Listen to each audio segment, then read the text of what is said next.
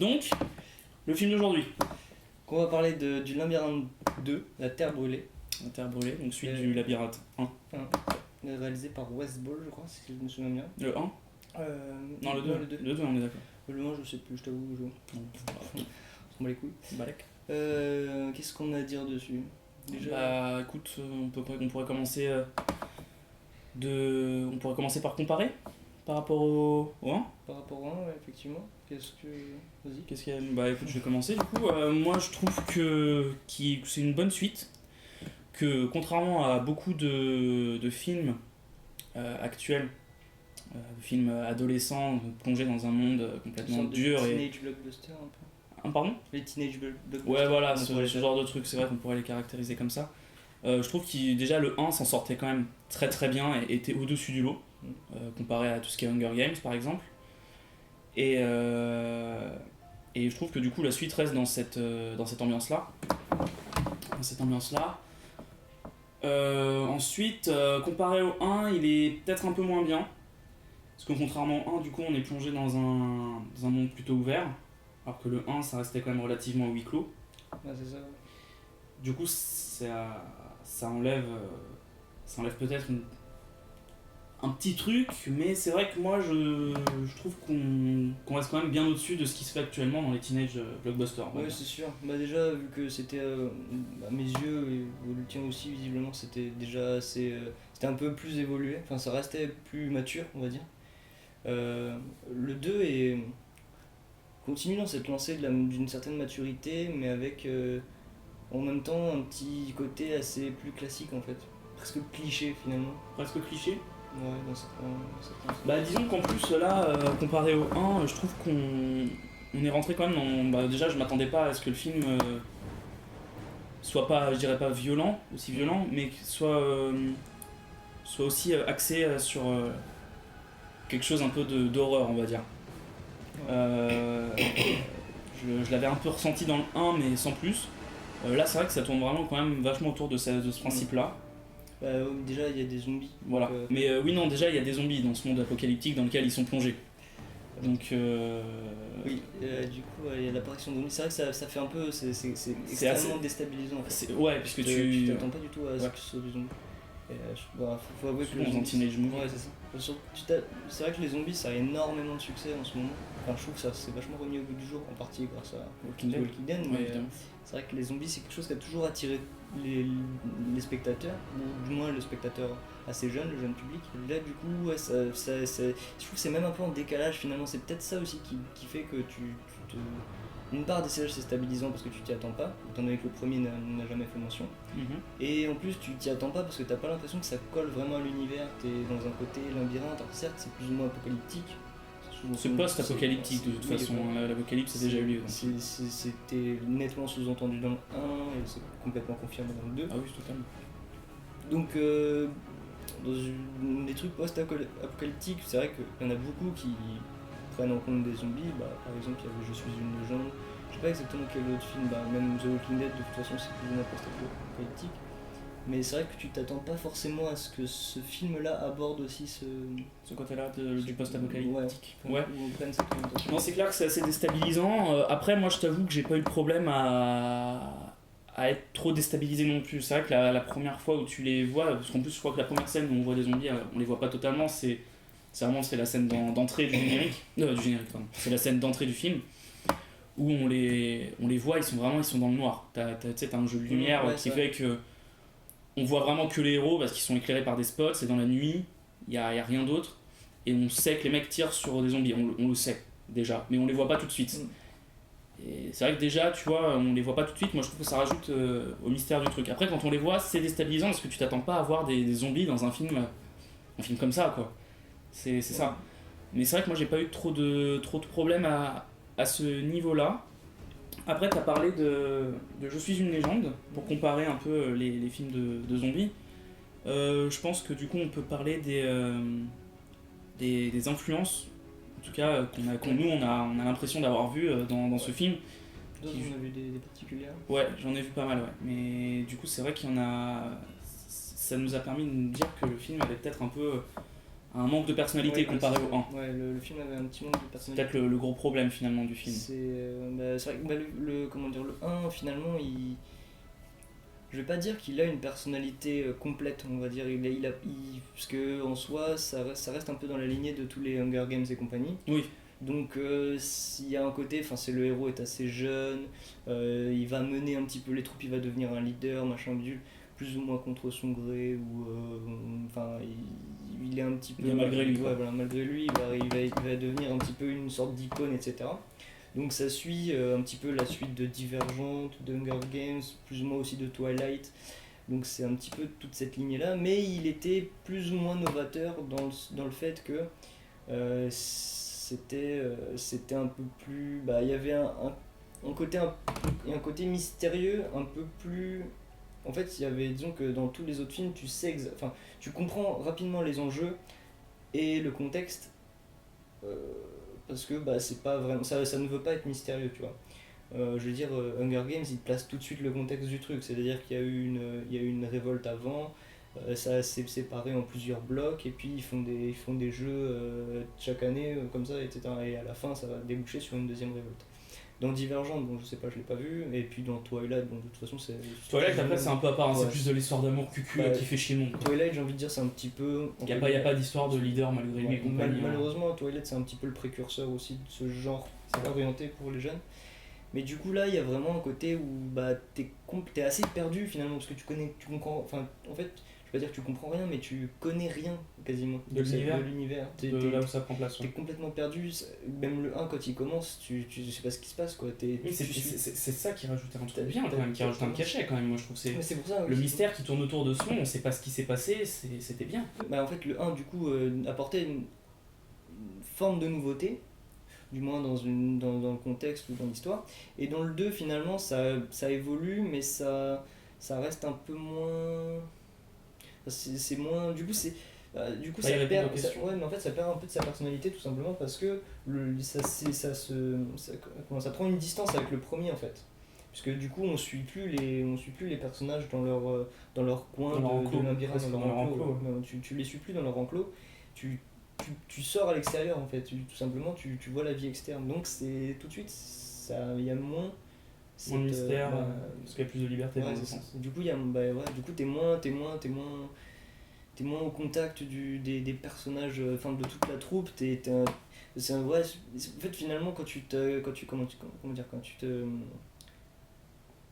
t'identifies à un personnage, tu as tendance à un petit peu essayer de vivre son monde un petit peu, et donc là forcément comme il sort, du coup c'est un monde plus ouvert, donc forcément t'es ouvert aux autres, etc. Et ouais, c'est pour ça que il y a plus ce côté ça perd en personnalité tout simplement. D'accord, moi je trouve que le manque de personnalité s'apparente aussi justement, comme je te disais, au fait qu'il y a beaucoup d'influences. Moi j'ai relevé beaucoup d'influences du film justement parce qu'il y a des zombies, donc on va peut-être pas prendre, mais je trouve que les influences viennent surtout du jeu vidéo plus que du film, parce que le film de zombies il y en a eu tellement depuis les premiers, depuis le premier zombie il me semble que ça s'appelait, que du coup genre tu peux pas dire, tu peux, mais c'est trop simple, tu vois. Et je trouve que du coup maintenant avec les évolutions justement il y a beaucoup d'influence du jeu vidéo dans le cinéma, et là dans ce film là du cinéma, du jeu vidéo d'horreur justement. Par exemple j'ai relevé certaines caractéristiques qui seraient propres à The Last of Us, ou encore à The Evil Within, tu vois. Et comme tu disais, je suis une légende évidemment. Donc c'est vrai que du coup le film c'est pas qu'il a le cul entre deux chaises, mais il y a un certain manque de personnalité justement parce qu'il y a beaucoup trop d'influence. Tu sais plus si c'est des clins d'œil, si c'est des hommages, si c'est au contraire juste quelque chose de normal mais qui est il s'est pas rendu compte quand il l'a fait, tu vois. Ouais. Bon, après c'est pas non plus dommageable, mais moi en ce qui me concerne j'ai trouvé que c'était peut-être le plus gros défaut du film, c'est qu'on voyait un petit peu beaucoup d'influences par-ci par-là. Ouais, voilà, après voilà, c'est ça, faut pas non plus penser que c'est vraiment des références à The Evil Within, etc. Voilà. C'est plus nous en tant que spectateur, on a cette expérience, parce que voilà, la veille t'as joué à The Evil Within et le lendemain tu vas voir un film où il y a une scène qui ressemble, forcément tu penses à The Evil Within. Donc là voilà, c'est plus ça en fait, c'est plus on va dire que on sent une influence effectivement, plus que des références. Voilà. On sent une influence de ces trucs-là. Alors moi du coup je les ai plus trouvés sur les films. Il y avait la tour qui tombait sur une deuxième tour. C'est un immeuble qui était tombé sur... Qui était comme ça. Moi, c'est ça qui m'a fait penser à Ville voisine. Ouais, et ben moi je sais plus si... franchement je suis pas sûr que ce soit... Mais je crois que c'était bien dans Cloverfield. C'est vrai que on aurait pu voir une référence à Cloverfield. Moi, je t'avoue, ça fait longtemps que j'ai vu, donc je me souviens pas. Mais par contre, dans cette même scène de la tour, enfin de l'immeuble qui est penché, moi, il y a plutôt un clin d'œil, je pense. Et là, pour le coup, je pense que c'est vraiment une référence au monde perdu de Jurassic Park. Quand la fille est sur la vitre et qu'elle commence à se relever et que la vitre commence à se briser avec le vide en dessous et la caméra est en dessous de la vitre et que du coup on voit les fêlures du verre qui se font au fur et à mesure. Je pense que c'est vrai. Et pour le coup ça m'a aussi fait penser à une scène de Uncharted 2 vu qu'ils sont... Enfin bref, il y a pas mal de références de toute façon, en tout cas d'influence, on sait pas. Donc voilà. C'est un peu les deux aussi. Oh, c'est un peu des deux sûrement. En ce qui concerne maintenant peut-être les acteurs. Ouais, les acteurs et les personnages aussi. Et les personnages surtout, je pense qu'ils sont plus importants que les acteurs qui les jouent. Ouais, c'est ça, ouais. Moi j'avais un petit souci, c'est vraiment léger, mais j'ai un petit souci au niveau du personnage principal. C'est un détail, hein, mais il est... Je vais pas dire qu'il est trop mis en avant, mais à mon avis il y a des points non essentiels de l'histoire qui tournent autour de lui et qui auraient pu tourner autour d'autres personnages pour leur donner plus d'importance. Par exemple dans le premier, forcément c'était le héros, il était mis en avant, il évoluait dans un groupe de jeunes, il y avait une hiérarchie, même au début il se fait mettre en prison, etc. Donc au tout début il est quand même pas le personnage, enfin il est le personnage central mais il est pas le personnage emblématique. Puis en plus le 1 commence, si je me souviens bien, par son arrivée, donc par le vent, donc au final de toute façon c'est la première personne qu'on voit et au final nous on monte en même temps que lui, donc c'est vrai que ça paraît logique que dans le 1 on suive que ce personnage là et qu'on voit tout à travers lui. Mais là justement, et du coup pour en revenir aussi sur le fait que dans le 2 du coup ça s'ouvre au monde extérieur, et ben ça s'ouvre aussi à d'autres personnages qui n'ont aucun lien direct du moins avec le labyrinthe, donc avec l'enclos dans lequel ils évoluaient au début. Et du coup c'est un petit détail qui fait que durant tout le film, souvent c'est Thomas qui fait des trucs, qui engendre les actions, qui les mène à bien, etc. C'est lui qui prend beaucoup de décisions, etc. Du coup, voilà, c'est souvent Thomas qui est un petit peu central dans l'histoire, en tout cas, les événements se font en toujours rapport à lui. Voilà, c'est toujours lui qui va découvrir ce qui va les permettre d'avancer. Voilà, et en soi, ça ne me dérange pas. Par exemple, s'il découvre un nouveau personnage, c'est lui qui va être là, qui va discuter, qui va échanger. C'est lui qui se place un petit peu en intermédiaire, etc. Donc ça me dérange pas. Mais des fois, tu te dis, bon, par exemple, il y a un moment donné où il dorment, et c'est comme par hasard, c'est Thomas qui se réveille, qui voit les trucs et qui alerte tout le monde. Un autre moment, pareil. D'ailleurs, c'est toujours lui qui se réveille, je crois, d'ailleurs. Et par exemple, ça sommeil léger. Ouais, d'ailleurs, c'est ce que je trouve qu'un tantinet dommage, parce que tu pourrais donner un petit peu plus d'importance. C'est vraiment minime, hein, mais voilà, tu donnes un petit peu plus d'importance à lui de temps en temps, à lui à ce moment.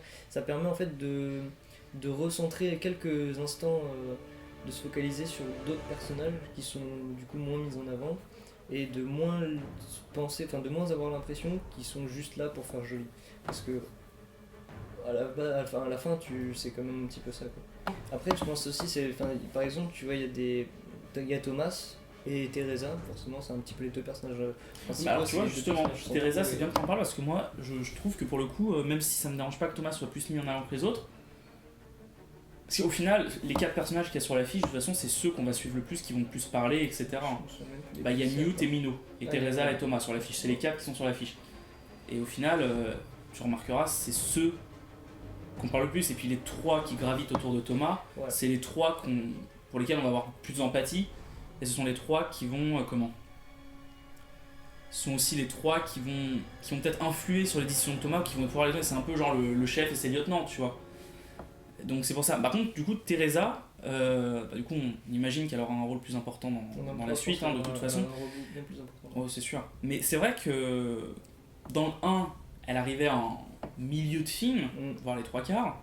Et elle prenait une importance vraiment. Elle prenait tout de suite une importance. Mais alors là, par contre, elle est trop dans le rôle peut-être de la demoiselle en détresse, et après, pouf, elle est quasiment inexistante. Ouais, c'est ça, en fait, elle arrive très tard, enfin, elle arrive concrètement très tard. Ouais. Elle a pas une présence très remarquable. Ah ouais, non. Et finalement, elle reste assez en retrait. Et il lui arrive, en fait, il y a certains mystères qui se développent d'un seul coup vers la fin.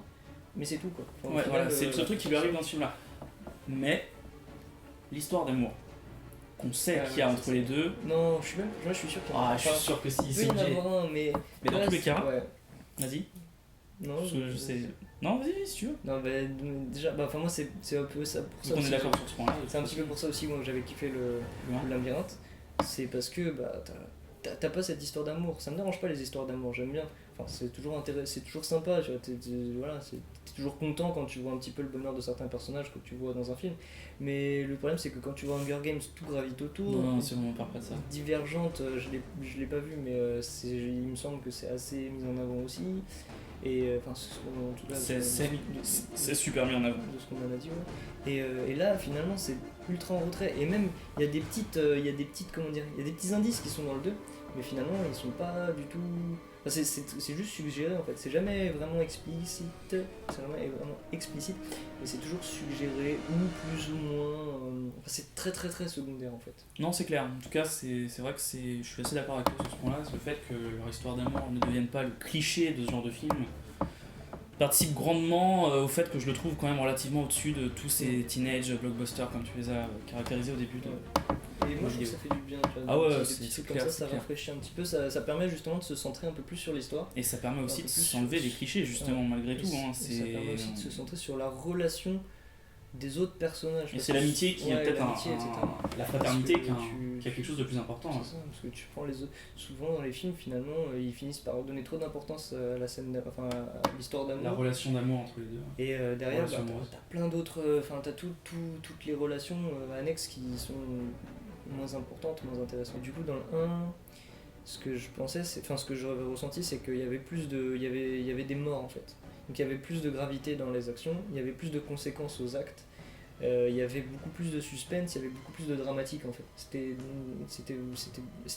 plus puissant en soi. L'action était plus dramatisée. Alors que là, finalement, il y a quasiment pas de mort, il y a très peu de. Bon, allez, il y a la scène de très fin, peu de surprise. Forcément, voilà, il y a un peu de mort, mais tu vois, il n'y a pas de personnages, on va dire, principaux qui est touché directement. Qui sont véritablement touchés.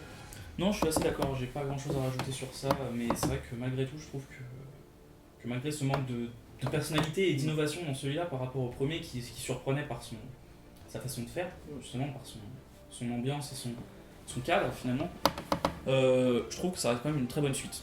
Bah après c'est un peu le truc que j'ai tendance à dire, enfin j'aime pas trop en général, ça me perturbe toujours un petit peu de réellement critiquer une saga sans en connaître les tenants et les aboutissants, tu vois. Genre, quand t'as pas. C'est ça que t'as longtemps défendu Hunger Games. Voilà, et j'avais défendu Hunger Games 1 et 2, mais bon, le 3 il m'a littéralement achevé, donc voilà, j'abandonne cette licence, elle part à la poubelle. Non, mais en même temps, le 3, mec, je sais pas. Meuf qui est réveillée, qui est assise dans son lit, puis la petite qui lui fait Tu dors ? Tu es réveillé ? Connasse, je dors les yeux ouverts. Putain. Tellement saoulé cette scène. Moi, il y a on va pas critiquer Hunger Games, c'est pas donc là, du coup, je pense que il y a certains points qu'on critique dans ce deuxième opus qui auront leur réponse, parce que finalement c'est vrai qu'il y a beaucoup de questions. Le 2, il y a, déjà dans le 1 en fait, à la fin, au début il n'y avait pas beaucoup de questions. Non, au début tu avais une grosse question, c'est qu'est-ce qu'il fout là, quoi. Ouais, mais voilà, c'était seul. Enfin, tu te dis genre what the fuck, je suis arrivé dans quoi. Et à la fin, finalement, il te donne une réponse, mais il t'apporte encore plein de questions. Et là, dans le 2, il développe pas mal de questions, mais il ne répond pas à beaucoup de choses finalement. Il répond à une question pour une question. Ouais, c'est ça. C'est un petit peu aussi l'un des. J'espère que le troisième sera une bonne conclusion. Je sais même pas si je veux qu'il le fasse en 2 parties comme la plupart des. Je sais pas. Des teenage blockbusters aujourd'hui. Je ne sais pas. Je t'avoue que je ne sais pas. Ah si, il y a ça que je voulais aborder absolument. C'était au sujet du labyrinthe. La question du labyrinthe. D'accord. Parce que dans le 1, c'est clairement un labyrinthe. C'est un labyrinthe, c'est le but du film. Voilà, ils savent pas s'ils doivent aller à mais après, quand on voit le plan avec Nino. Ouais, voilà, c'est carrément un labyrinthe. Mais dans le 2, finalement, il n'y a pas de labyrinthe. Ils sont sortis du labyrinthe, donc il n'y a plus de labyrinthe. Et en fait, ça c'est peut-être un avis purement personnel, mais je pense que le labyrinthe c'est aussi un. Enfin, il y a plusieurs labyrinthes. Toi, je sais pas ce que t'en as pensé, mais Une Inception de Ouais. labyrinthe. il y a plusieurs labyrinthes, parce que pour moi, le labyrinthe, c'est, dans un sens, c'est une perte de repères. Et en fait, t'as trop de repères, donc t'as plus de repères. Et là, ils sont, au début, enfin, je sais plus si c'est au début. Non, au début, ils sont dans un centre commercial, je crois.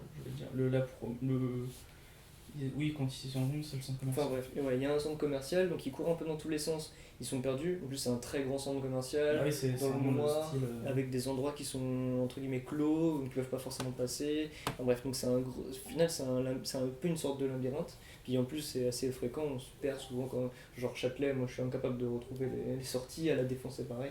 Donc d'une certaine manière, c'est une sorte de labyrinthe.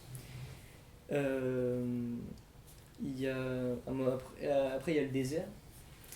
Donc le désert aussi, on peut pas vraiment dire que ce soit un labyrinthe, mais dans un désert, t'as pas de repères, donc tu sais pas vraiment où tu vas, tu sais pas si... Enfin, quand t'as fait 100 km, tu sais pas si si t'as fait la moitié, tu sais pas si t'as fait les trois quarts, tu sais pas combien... Enfin, le parcours il te reste à faire. C'est la distance surtout voilà, qui est. t'as pas de... Voilà, tu sais pas T'as vraiment... aucun si- repère visuel. C'est ça. Et tu sais pas genre si tu peux continuer, ou si tu vas droit à ta mort, ou si tu dois plutôt revenir parce que tu te dis, Oui, ce non, parcours-là, j'entends j'ai bien. déjà fait, donc voilà. Quand ils sont dans la centrale, il n'y a pas trop de labyrinthe, mais dans la centrale, tout simplement, il n'y a pas de labyrinthe. Ils sont dans les égouts en dessous de la centrale. Dans les égouts, là, c'est clairement un labyrinthe, Il le même dit, si hein. c'est vite fait quand même. On voit pas beaucoup, parce que le but c'est pas non plus de refaire Ouais. le 1, tu vois, mais c'est clair, c'est un labyrinthe. C'est comme souvent Contrairement- les égouts le sont. Contrairement à Hunger Games 2, qui est une pâle copie du 1, on va pas commencer. Parce qu'il y a, attendez, il y a eu 3 Hunger Games. Je pensais que ça faisait Hunger Games 1, Hunger Games 1.0 et Hunger Games 2. C'est pour ça, tant pour moi. Peut-être pour lâcher sur YouTube. Ouais, donc du coup, Je suis navré, désolé, c'est ma faute. après il y a comment dire, du coup, dans la centrale, il n'y a pas trop de labyrinthe. Et après, oui, donc il y a les égouts, il y a les bâtiments. En soi, c'est une forme aussi de labyrinthe, c'est des débris, etc. Surtout la tour qui est penchée, ils savent pas où ils vont. Hein. C'est ça. Et surtout, en fait, pour moi, le labyrinthe, il arrive à la fin, où justement, tu as certaines révélations sur les personnages qui fait que tu te poses les questions. En fait, c'est un labyrinthe psychologique. Parce que, en soi, on pourrait. Enfin, c'est-à-dire que.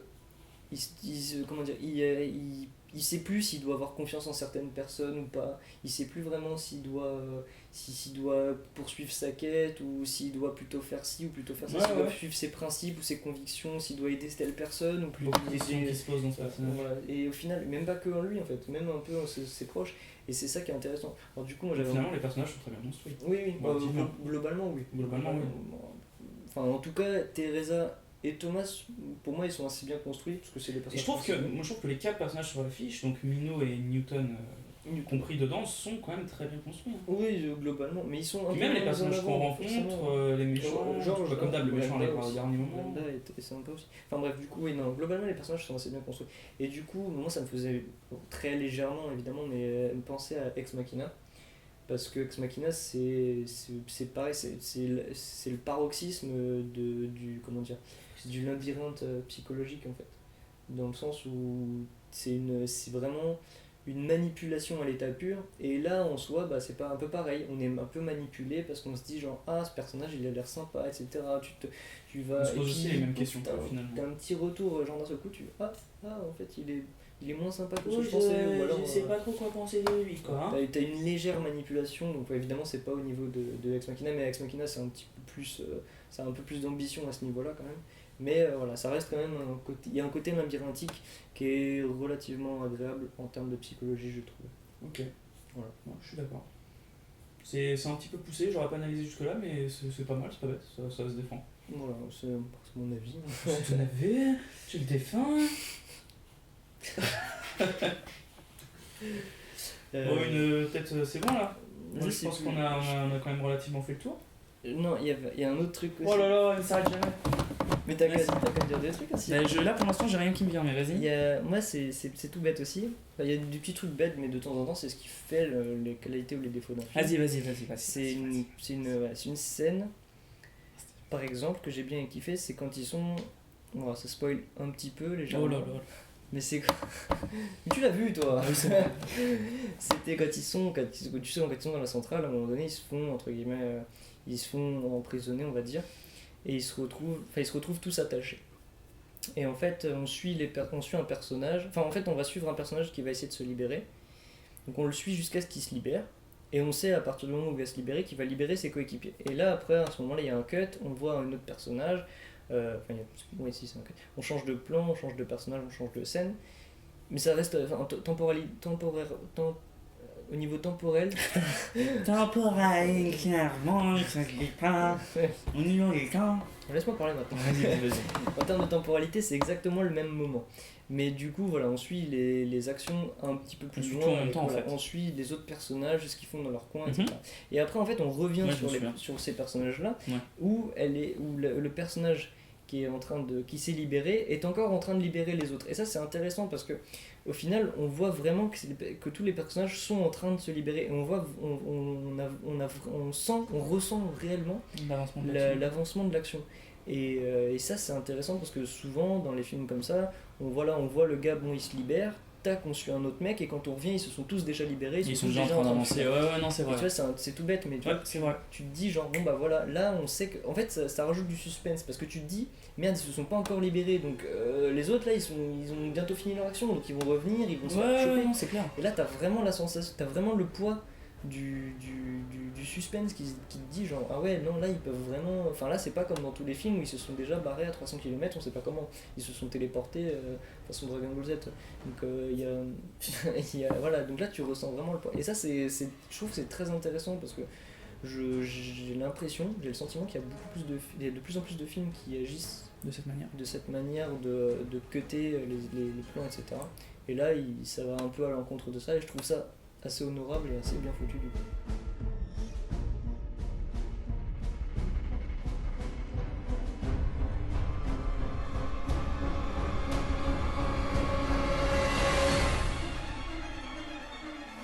On peut passer à une petite note. Ouais, Hein vas-y, je te laisse l'honneur. Moi, je lui mettrais 7. J'avais mis 8 au 1, et je lui mettrais 7 parce qu'il est en dessous du 1, mais il est quand même très très cool. Donc, voilà. Sur 10 évidemment. Sur 10 évidemment. Sur 10, oui, pas sur 20. Et toi? Et moi j'hésite un peu, j'avoue que j'hésite entre 6 et 7 quand même. Au Oh, tout début j'étais un commence à petit nous peu, faire chier. un peu plus sur 6. Et écoute, tu me demandes mon avis, je te le donne. Vas-y. Moi je commençais plutôt avec le 6, mais j'avoue qu'après réflexion, 6 c'est un petit peu dur, et 7 c'est... J'oscille un petit peu entre les deux quoi, mais bon, 6 ou 7. Dans tous les cas, je pense que c'est un bon film. C'est un film simple. Tu mets 6 ou tu mets 7? Ah, j'hésite encore. Ouais, 6. Connard. Non, j'ai Y'a pas pas envie. de 6,5. J'ai pas envie de mettre les. On met pas de virgule, nous. Putain, putain de la On caméra. fait que les chiffres. Les chiffres entiers. Donc, 6 ou 7? Tu vas Allez. pas nous faire chier. 6, 7. T'imagines si les profs ils nous mettaient 6, 7? Bah, ils nous mettent 6, 7. C'est pas sur 10. C'est sûrement. Bon, Non, vas-y. vas-y, ouais, franchement, un petit 7. Oh, il est gentil. Un petit 7. Bon, bah, le labyrinthe 2, la Terre brûlée, donc 7 sur 10 en ce qui nous concerne. Allez le voir, si vous avez aimé le 1, vous allez aimer celui-là. Un petit troll, il manque un acteur. Il manque un acteur de Walking Dead. Parce qu'il y a un acteur de Game of Thrones, un acteur de Breaking Bad, et il manque un acteur de Walking Dead. Certes. Ça aurait fait un petit peu le tri C'est de vrai, la c'est série C'est vrai. de tous les jours. Enfin, voilà. Allez le voir. À ciao, bonsoir. Non, je retiens. Au revoir.